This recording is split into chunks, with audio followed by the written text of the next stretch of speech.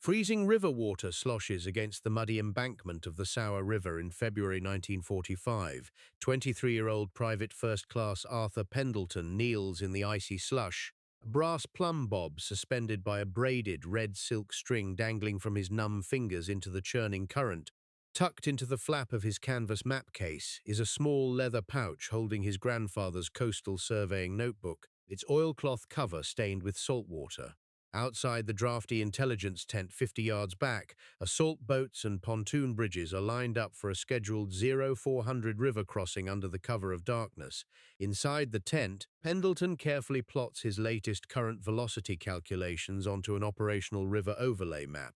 He checks his stopwatch against the drift marker. Then he checks it again. The official division engineering report listed the river current at 3 knots, a manageable speed for unpowered canvas assault boats. Pendleton's precise hydrographic measurements prove the actual current has surged to 8 knots due to upstream snowmelt. At 8 knots, heavy wooden pontoon sections will capsize instantly, and lightweight assault craft will be swept 600 yards downstream directly into the pre-registered kill zones of German 88mm pillboxes. When an anxious division operations major steps up to the drafting table and demands that Pendleton sign off on the transit clearance overlay immediately, Pendleton sets down his red grease pencil. He shakes his head. "The current speed in the report is wrong, sir," Pendleton says, his voice steady despite the cold. "If you launch at this point, the boats will drift straight into the fixed guns. I cannot sign this overlay." The major's eyes widen in fury as he slams his fist onto the map table, preparing to relieve the private of his duty for defying a command schedule. He does not notice the 3-star general who has just stepped through the rear tent opening, wiping mud from his knee-high cavalry boots. He completely ignores General George S. Patton standing 3 paces behind him. Nearby cartographers and clerks freeze in place, holding their dividers as they glance nervously between the private's detailed hydrographic chart and the commanding general's formidable jaw. Patton stands silently in the dim tent, while the canvas walls flap against the bitter river wind. What happened in the next 30 seconds would reveal the exact line between reckless operational delay and life-saving scientific accuracy. And the answer was not what anyone in that tent was prepared for. If you want more untold stories from World War II, hit that subscribe button. It helps us bring these forgotten moments of courage and quiet leadership directly to you every single week. Let me back up a second, because to understand what it cost Private First Class Arthur Pendleton to refuse to sign an operational map in front of George S. Patton, you need to understand what the Sour River crossing actually meant in February 1945. Third Army was pushing hard against the Siegfried Line, forcing a crossing over the flooded rivers that guarded the German border. Winter rains and melting mountain snow had turned moderate streams into raging torrents. The Sour River was a fast-moving bottleneck of icy water bordered by steep wooded bluffs, heavily fortified with concrete bunkers and interlocking machine gun positions. Command schedules were dictated by tight operational timelines handed down from high command. An assault landing required absolute coordination between artillery preparation, smoke screens, and boat launches. In the United States Army staff hierarchy, division hydrographic charts signed by staff majors were treated as operational law. An enlisted surveyor's role was to record data, not to challenge official engineering assessments or delay an Army-level offensive. To refuse to certify an assault route hours before H. Howe was seen as an intolerable breach of military discipline. Every clerk and draftsman frozen along the canvas walls was making the exact same mental calculation. They knew the consequences of disrupting an invasion timeline. They knew Patton's fierce reputation for driving his troops relentlessly across river barriers without delay. They knew that defying a division officer's plan was a direct threat to a soldier's military career. But the operational stakes along that swollen river went far beyond command pride. A river assault is an unforgiving mathematical equation written in current speeds, armor weight, and human blood. The hydrographic math was brutal and absolute. At 8 knots, an unpowered assault boat carrying 12 weighted infantrymen loses steering control within 15 seconds of launching. Multiply 12 men per boat by 40 assault craft, and nearly 500 riflemen are turned into helpless targets, drifting helplessly down a lit river channel.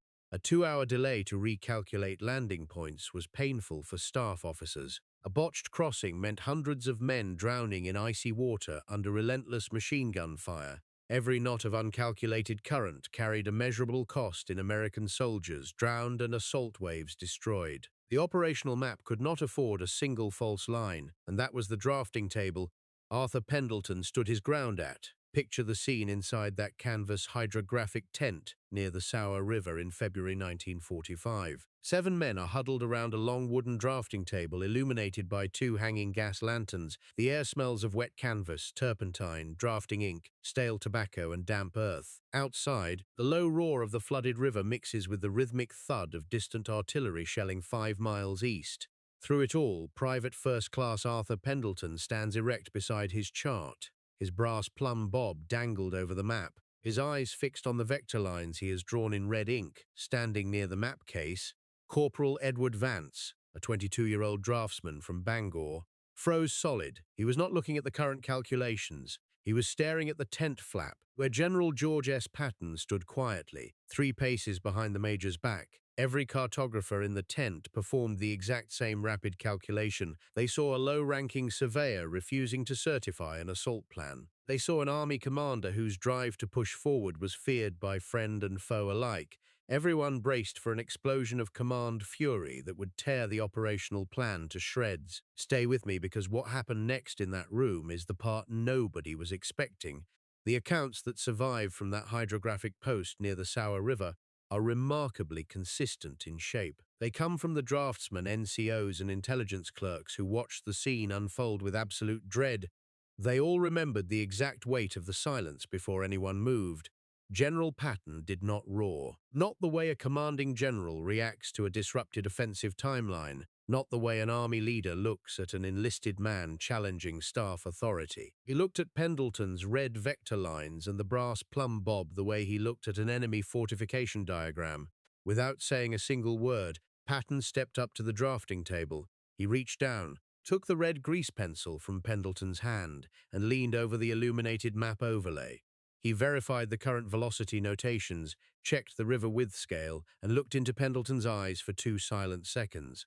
Then, Patton drew a bold red arc across the map, shifting the primary landing vector 1 mile south to a sheltered bend where the current slackened. "Shift the bridgehead 1 mile south," Patton said, his voice quiet and unquestionable. "Launch at 0530. Without waiting for a response, the general handed the red pencil back to Pendleton, turned around, and walked out into the night to notify his division commanders. Inside the tent, the major stood paralyzed, staring at the fresh red mark drawn across his operational plan by the army commander. Outside, the wind howled off the flooded rivers. Runners scrambled to transmit the new landing coordinates. Vance later recalled that the relief inside that tent felt like fresh air flooding into a suffocating room. See, what most folks don't realize is that George S. Patton, despite his image as a reckless charger, was a meticulous student of geography and battlefield terrain. He recognized the difference between timid hesitation and accurate hydrographic reality. In that tent, Pendleton was not obstructing an attack. He was saving an entire assault battalion from being swept to their deaths. The math in Patton's mind was immediate and precise. Had Patton forced the original landing plan, 500 infantrymen would have drifted helplessly into a prepared kill zone within 10 minutes of launching. A destroyed first wave meant a failed riverhead, days of lost operational momentum, and catastrophic casualties. To Patton, tactical brilliance meant exploiting terrain facts, not ignoring physical laws to satisfy a schedule. By shifting the landing site, Patton was not undermining his staff officers. He was utilizing hard, accurate frontline intelligence to guarantee victory. He transformed himself in that brief fragment of a minute from an unyielding commander into a pragmatic tactician who respected exact data over rank assumptions. He saw a man who knew his numbers, and he trusted his math to save an army. Private First Class Arthur Pendleton was 23 years old, born and raised near the rocky coast of Portland, Maine. His grandfather was a harbor pilot who spent 40 years navigating deep water channels and tidal surges along the North Atlantic coast. From the time Arthur was 12, his grandfather taught him how to calculate water drift, how to read river currents by surface ripples, and how to use a brass plumb bob to find true vertical depth.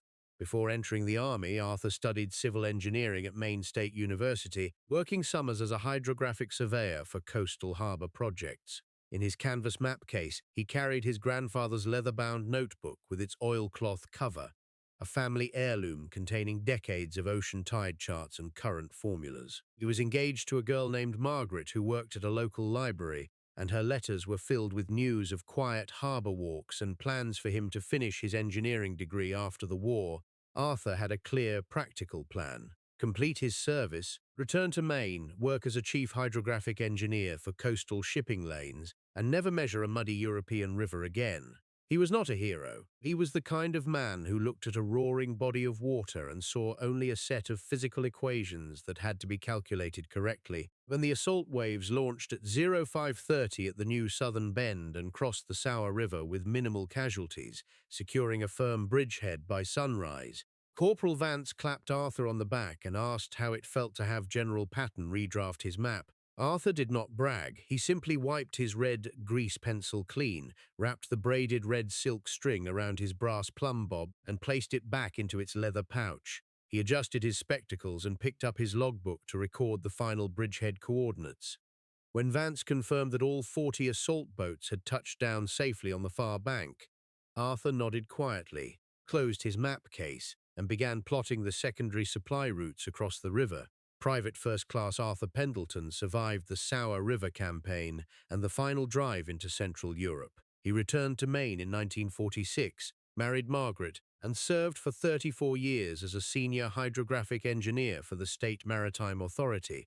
In his home study, framed on the wall beside his grandfather's leather notebook, hung the original Red Line survey map of the Sour River.